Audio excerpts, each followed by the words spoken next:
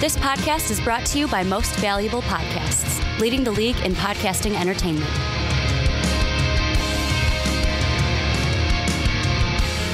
All right, everybody, and welcome to episode 5 of the Outcasts. 5 episodes in already, Juice Man. We're on a roll. Almost at 2 hands. Oh my God, yeah. That is a good point. We're almost at 2 hands. We got a jam-packed show for you guys today. Of course, as always, that's my opening line with the jam-packed show. A lot of controversy on the show today for just stuff that we've been reading on Twitter, stuff that we've been reading on YouTube. It's everywhere around Chicago sports regarding our Chicago Bears. A lot of questionable decisions made over the last couple days here. We'll be hitting the Bears. We'll be doing our baseball talk. Be hitting the end of the season review for the Chicago Bulls, which I'm pretty excited about. So we got that going for us. Today we are sipping on some Revolution Brewing Sun Crusher. Yeah, this is my favorite. Oh man, Gene showed me a Sun Crusher. Oh man. Damn it. See, they were right that we always agree. Oh, yeah. That's fantastic. But if you guys are watching us on YouTube, on the Most Valuable Podcast YouTube, be sure to like, subscribe, and comment down below. Let us know what you thought. Again, thank you to everybody who's been so supportive over on YouTube. Well, you guys are waiting for us to get put on iTunes here. It's been a process. But for you guys that are watching on YouTube, commenting, liking, subscribing to the page, it means a lot to us. You can also follow us on Twitter at MVP Buzzweed, which is me, and at MVP Juiceman. The Juice. From my man Juice over there. Once we are on iTunes, you can actually go check out like the Onside Kick, also the Fast Break, Primetime Podcast. You got to drop over there the Most Valuable Podcasts, other shows on our network here. And if you can give us a 5-star rating and a comment down below telling people why you should listen to it, that'd be awesome. You can also go to patreon.com/mostvaluablepodcast, donate some money, earn yourself some cool prizes if you are feeling froggy enough to do so. And if you want a t-shirt, you can go to mostvaluablepodcast.com, and you can find an awesome MVP t-shirt there that you can rep and tell your friends about us. Also, there's an About Me section where you can learn about all of us that are on the network here. So today, again, like I told you guys, we got a jam-packed show. If you see us staring off to the right again, it is 2 o'clock on Thursday. We are watching the Cubs on Comcast Sportsnet or NBC Sports. You know they're not calling it Comcast Sportsnet anymore? Yeah, it was odd because I kept looking for it in the search bar, like on the TV guide, and it didn't come up. It's NBC Sports Chicago now? Yeah, it's NBC Sports. They don't call it Comcast Sportsnet anymore. Yeah, it's so weird. Neil Funk messed that up last night on the Bulls broadcast. And we're actually going to talk a little bit today. I was at opening day, both of them. So in our Plug the Baseball video that'll be put up, stay tuned. We're going to put the baseball one up that I was at opening day. We're going to talk a little bit about my views of Wrigley Field as it's all different now. It's kind of amazing, and it's kind of you can see the way that the field is going, and the way that I think eventually, I'm going to tease it. I think eventually you're going to have your kind of Fenway Yawkey way kind of neighborhood which I think is both good and bad, all in one. Yeah. But we'll get into that a little bit. But dive into Bulls. Yeah, we'll dive into the first agenda here for you guys on YouTube. This is our little outline. Yeah, it's a sweet outline. I'm running out of ink. Yeah, I could see that. Trying to put the red at the top there. I did. I was trying to make it look cool and whatnot, you know. I like the EP5 though. Oh, thanks, man. I thought that was cool. Do you really stepping up, even with the baby? You're able to, man. Yeah, it's trying, man. It's a hell of a week. Hell of a week so far for both of us. Absolutely. So diving into the Chicago Bulls here, we're gonna do a little bit of end of the season wrap up. Stuff that we were impressed with, what we want to see next year, and then you guys, of course, down below, please let us know what you think, what you want to see next year, what you thought was good this year, what you thought was bad this year. You know, the whole nine. I mean, you guys know what to do. Just comment down below, hit us up on Twitter. You guys know where to find us. But the Bulls finished off with a 27-55 record this year. And as the season ended yesterday, we are right around the 6th, 7th pick here.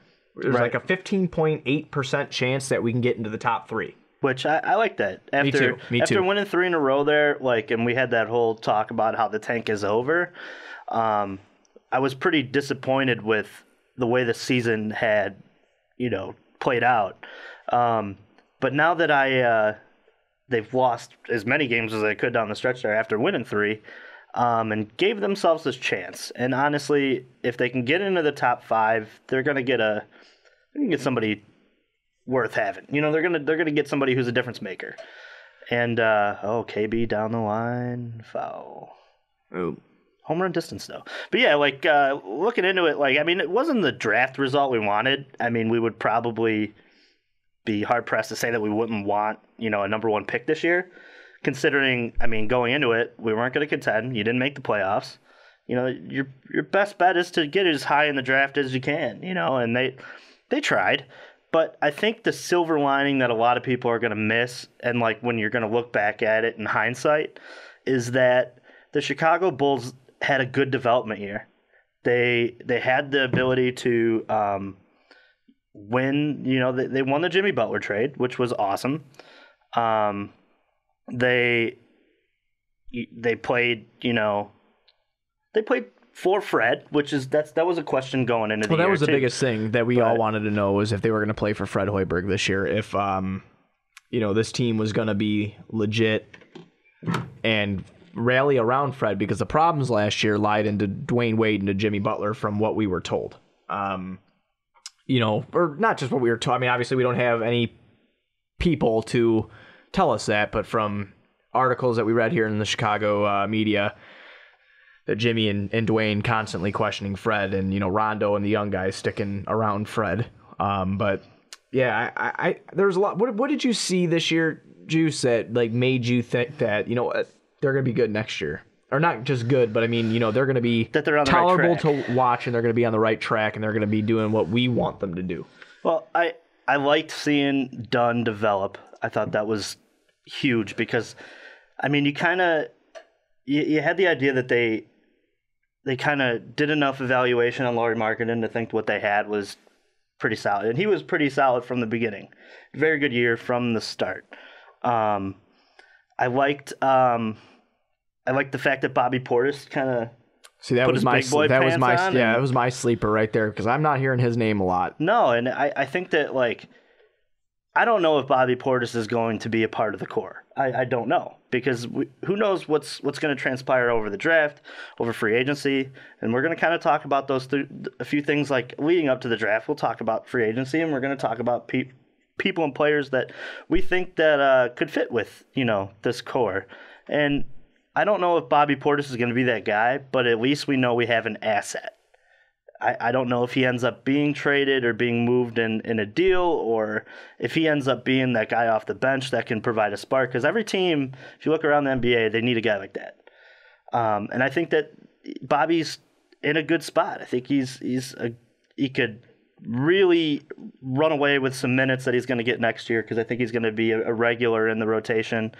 And if he doesn't end up being a Bulls core member, he's a hell of a trade piece. Yeah, I agree with that.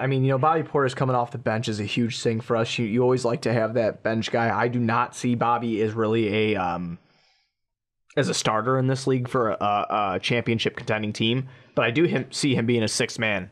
Can agree. For a championship contending team. He's going to come in, he's going to give you a hustle, he's going to give you rebounds, and I'll tell you what, his three-point shot improved dramatically in his third year in the league this year, which was just something really, really cool to see. And not something that we really expected to see now.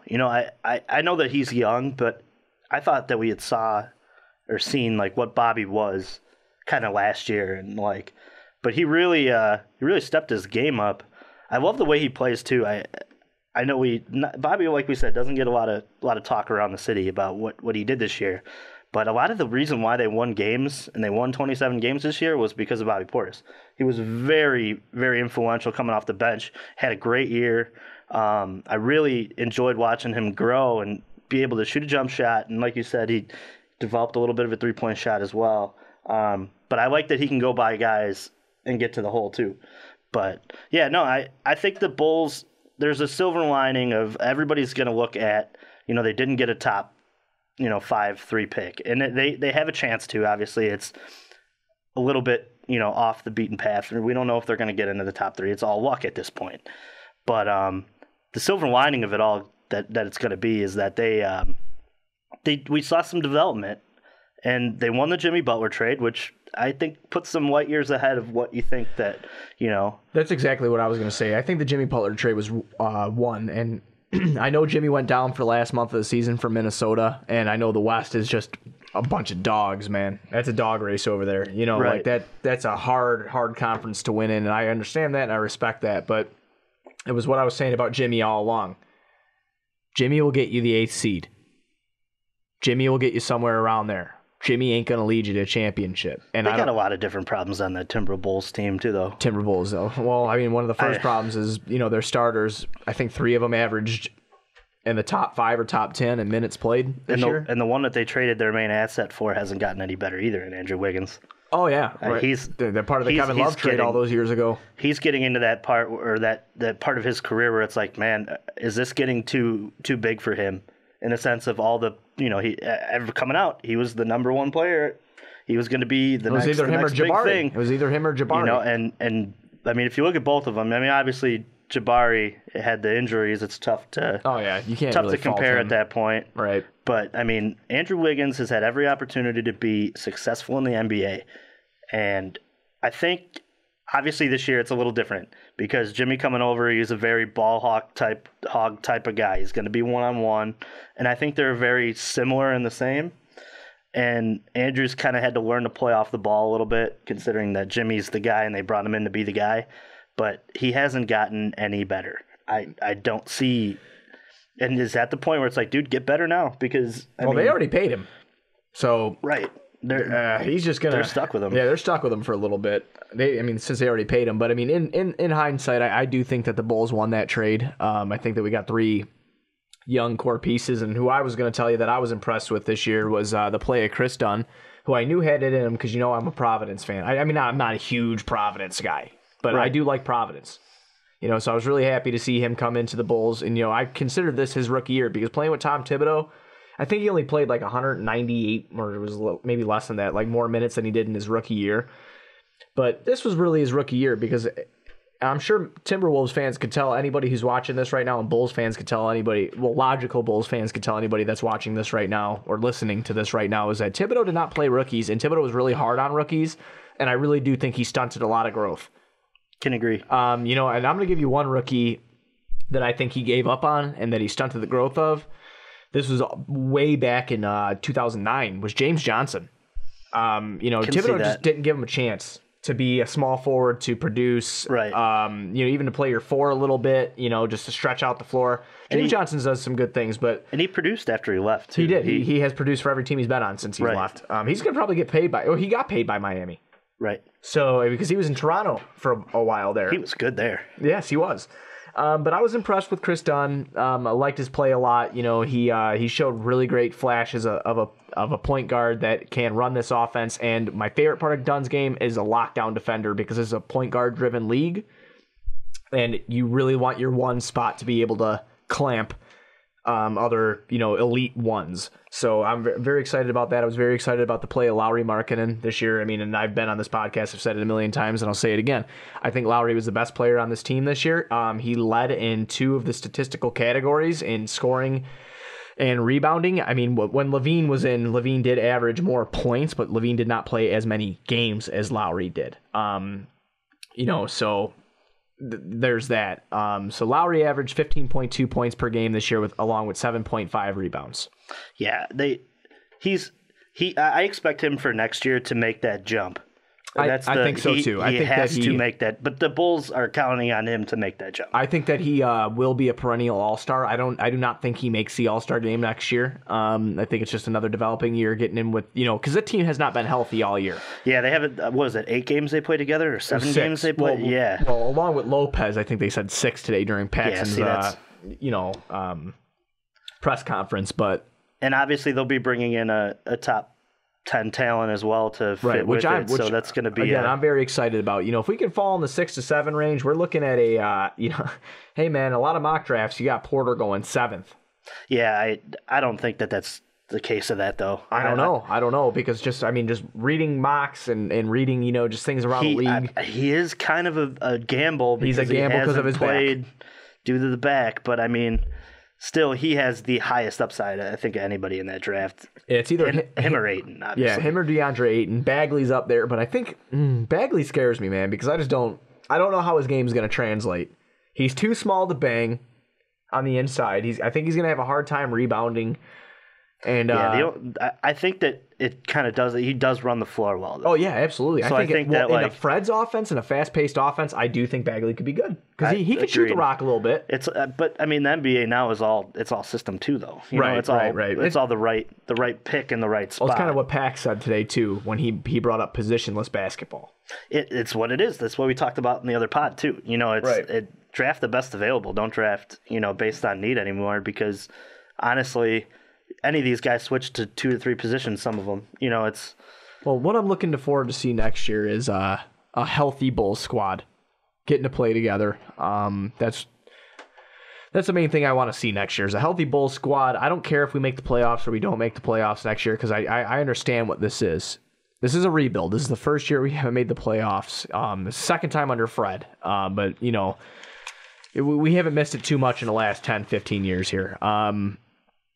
I just want to say that I want everybody to stay healthy, and I want to see good development and good team basketball being played. I don't care if I see somebody emerge from the shadows as the star player. I don't really care about that. I want team basketball that makes sense, that's fun to watch, and that wins us games. That is what I'm looking forward to next year. Yeah, I have some of the same. Competitive. I want to see a lot of hustle. I want to see them really buy into Fred's offense. Obviously, today during the presser, John Paxton pretty much said Fred will be back. And absolutely. We had no. And he should be back. Agreed. I think that obviously this year was a throwaway.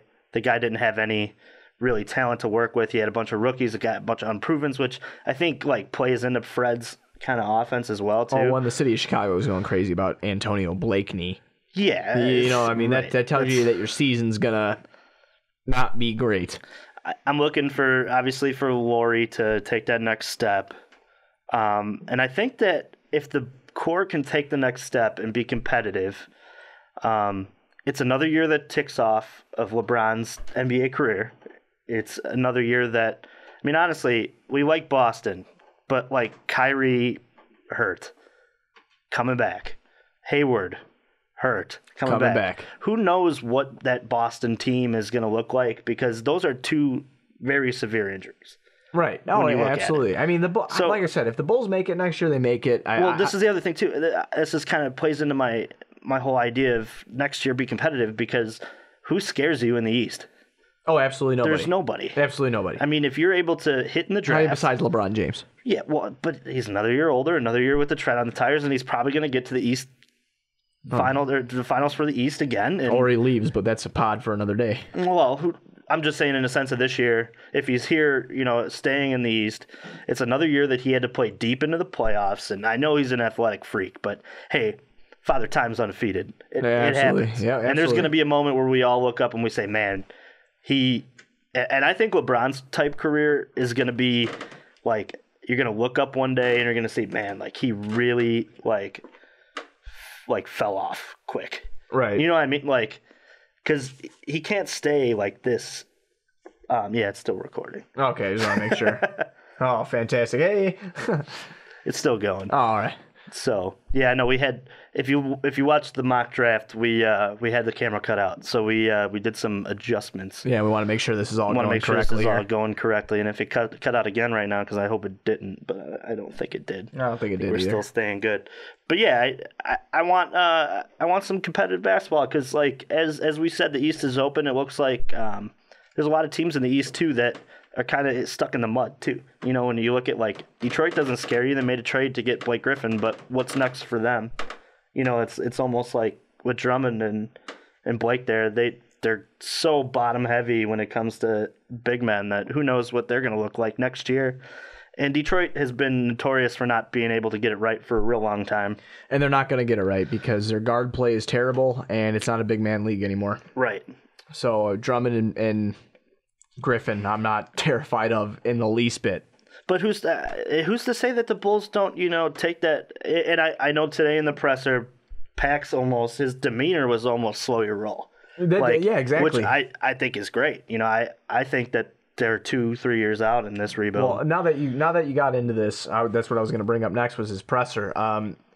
Watching his presser today and the lackadaisical comments about Zach LaVine was something that I thought I was like, wow, obviously you don't want to lose the key part in the Jimmy Butler trade, which was Zach LaVine. The trade was built around Zach LaVine and the seventh pick, Right. Kris Dunn was a throw-in because I don't think Thibodeau valued him at all. He valued Tyus Jones over, Kris Dunn. So right, and the pick didn't end up being much to move. I mean, they moved up not too far. So really, Zach was the piece of that trade. Then. So, I mean, at the end of the day, with Paxson's press conference today, as a Bulls fan, I liked it. But the only reason I liked it was because Paxson's not like going to... that's what I like about John. And a lot of people hate John Paxson. A lot of people want to fire Gar Pax. He's not going to sell you down the river. He knows exactly what this is. So for everybody saying like, oh, we need to win, like tell me what franchise besides the San Antonio Spurs over the last 20, 25 years have been in the playoffs every year and have been just completely dominant all the time. It's not the Michael Jordan era anymore. Today's press conference sold me on John Paxson. Me too. Absolutely. Strictly because his demeanor the whole press conference was calm, cool, and collected. We are not going to let anybody but the market set Kyle Schwarber, home run. There you go, tie game, 1-1. What is that, bottom of the fourth? Yeah, but they're not going to let anybody but the market set what Zach LaVine gets paid. They're not going to go out there and say, you're getting a max deal. Because Zach LaVine doesn't deserve a max deal. No, well, that's the thing. Somebody's probably going to pay him a decent amount of money. But this is the thing, too. The Bulls aren't going to give Zach LaVine a contract until they know what the market looks like, which that's genius. Why would you go in there, face first and say, Zach, you're a max player? You don't let it sit back, let people give him offers, and when it comes back to you, you say, okay, is he worth that dollar amount? Right. There's been in the past where Pax, I was skeptical on like what was going on with this franchise because they were kind of throwing a bunch of stuff at the wall and seeing if it stuck. But now that I look at it, they have it going on now. They know a direction, they picked a direction, and they're executing it. So, I got nothing bad to say about him. I thought the press conference was great today. And I thought that was the most genius thing out of it, that they said they kind of separated themselves from Zach a little bit, but not enough to be like, hey, you're not coming back. They essentially said, hey, we're going to see what the market dictates for this. Well, and if you're here, you're here. Gar will be in contact in a couple weeks with his agent, and we'll figure out what's going to go on. I don't want to overpay for Zach LaVine. You know why I don't want to overpay for Zach LaVine? Because he's a risk. Because he's a risk. And I don't know exactly what he's going to do. And that's it. He hasn't...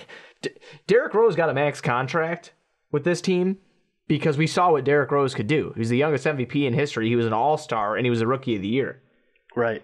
Jimmy Butler got a max contract with this team because Jimmy Butler put the team on his back and was the face of the franchise. Mm-hmm. He did things. He was an all-star. I understand that Zach's coming off an injury, but I don't think he's the guy to pay just yet. I'm not saying he can't be the guy down the road. I'm not saying that. I'm saying that I don't think he's the guy just yet. But that's the positives I took away from Paxson's presser today. I didn't really take away any negatives from it. I pretty much agreed with everything that he said. I wasn't upset about a damn thing. The only other thing I wanted to kind of allude to it was I think it was kind of funny to hear him say that they're happy with the point guard position in Dunn and Campaign. Oh, well, okay. Which I'm going to get into this in a second. And then I also thought it was kind of funny to them saying, we know what we have in Robin Lopez, and we're committed to Robin Lopez. For the future. That was completely one thing's going on one way, he's looking the other, because he has to say things like that. You can't go into the press conference and say that I'm looking to trade Robin Lopez, and then if you don't find a partner for Robin Lopez, what do you look like? You look like an idiot. Well, and then you have a player that knows that he's going to get traded, and he's not going to give you his all. Can agree. That's day one shit. I just thought it was kind of funny that, through his teeth, he has to say, yeah, we believe in Campaign. You know... Well, Campaign's better than Doug McDermott for us, I guess, you know? Well... What do you want? No, you know what I'm saying? What do we want here? I agree. I just... And I loved when we got Dougie. It's just so funny to, That press conference was funny to me. Like, for him to say that, I was laughing in the car because I was... The serious things that I took out of it, which was the rebuilding aspect, I took. When people ask about Robin Lopez and campaign, they're fishing. Those reporters are fishing for juicy stories on what they can report on. That's my honest to God opinion about it. And I also I don't know if you caught it. He gave a little jab at Tom Thibodeau while he was during it as well. I was feeding the baby a bottle during some of it, but I must have missed that. He said it was the most. He said the staff and the organization is the most tied together that they've been in a real long time, which I thought was really like that low-key jab at what the Bulls front office was during the Tom Thibodeau era, which we knew all about it. I can't lie to you, though. Like, during the Thibodeau era, us being fresh out of high school, watching the Bulls rise to fame again and becoming a household name in the NBA, I was super excited about it. But as we got further along, and I think what my whole demeanor changed, game two against Philadelphia in the 2011 playoffs is when my whole demeanor changed on Tom Thibodeau, and I didn't care whether he was here or he was gone. You play these guys so much and you run them into the ground. I mean, that's neither here nor there. That's another whole podcast. But I mean, I understand if Paxson feels that they're in a good place with Fred, and I do like Fred. I think that Fred's very intelligent. You can see it when he talks. He's an intelligent guy. Is he a robot? That remains to be seen. He still hasn't had a roster to work with yet that's been fully healthy that fits his style. I do wonder if Fred is like the guy that's going to get you to the NBA Finals, though. Oh, I said it in the beginning. I like Fred, but I think he might be Doug Collins. Yeah, well, right. We've talked about that before as well. I just, going back to your talk about when you were done with Tom Thibodeau, I thought that when they played LeBron James in Cleveland and they were up 2-1 after Derrick hitting the game winner in Game 3, Game 4, obviously LeBron comes back and evens up the series with the jump shot from the corner. I thought that was so... At that point, I was like, I don't care if he goes either, because... Wasn't that with Fred? No. Oh, yeah, because we missed the playoffs. Thibodeau. Right, because we missed the playoffs. Right. It was Thibodeau. You're right. So I remember it clearly. Was that 2012? Or no. No, that was... What year are we in? 2018, man. I don't know where to fuck I'm at. But they put... It was so funny to me because they had like 1 point some seconds left on the clock, and all LeBron does is flare to the corner, rises above Jimmy, and hits it right in his face. But the whole time they had somebody on the ball. Like, why? There's 1.3 seconds left. Turn that guy around and have him face LeBron and face guard him. And at any point he tries to make a break to the left, he can't. The only way that LeBron inbounds that ball and has it in his hands is if you go above him, and hopefully somebody's coming to help at that point. Right. If Tibbs was this huge, awesome defensive coach, that was a no-brainer. Well, I mean, you see what he's doing right now with Minnesota. They don't play defense. They don't play defense.